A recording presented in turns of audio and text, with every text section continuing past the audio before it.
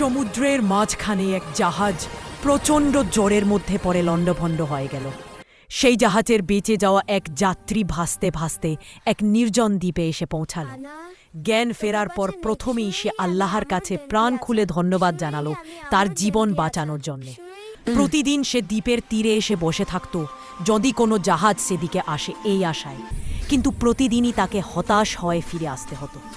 এরই মধ্যে সে সমুদ্র তীরে তার জন্য একটা ছোট ঘর তৈরি করে ফেলল। সমুদ্রের মাছ ধরে এবং বন থেকে ফলমূল শিকার সে বেঁচে থাকলি। এরই মধ্যে সে একদিন খাবারের খোঁজে বনের মধ্যে গেল। বন থেকে সে যখন ফিরে এলো তখন দেখল যে তার রান্না করার চুলা থেকে আগুন লেগে পুরো ঘরটি ছাই হয়ে গিয়েছে এবং তার কালো ধোঁয়ায় আকাশ ভরে গিয়েছে। লোকটি চিৎকার করে উঠল, হাই আল্লাহ, তুমি আমার ভাগ্যে এটাও রেখেছিলে। পরদিন সকালে এক জাহাজের আওয়াজে তার ঘুম ভাঙল। জাহাজটি সেই দ্বীপের দিকে তাকে উদ্ধার করার জন্যে আসছিল। সে অবাক হয়ে বলল, তোমরা কিভাবে জানলে যে আমি এখানে আটকা পড়ে আছি? জাহাজের ক্যাপ্টেন জানালো, তোমার জ্বালানো ধোঁয়ার সংকেত দেখে। ক্যাপ্টেন বলল, তাকে তার দেশে পৌঁছে দিবে।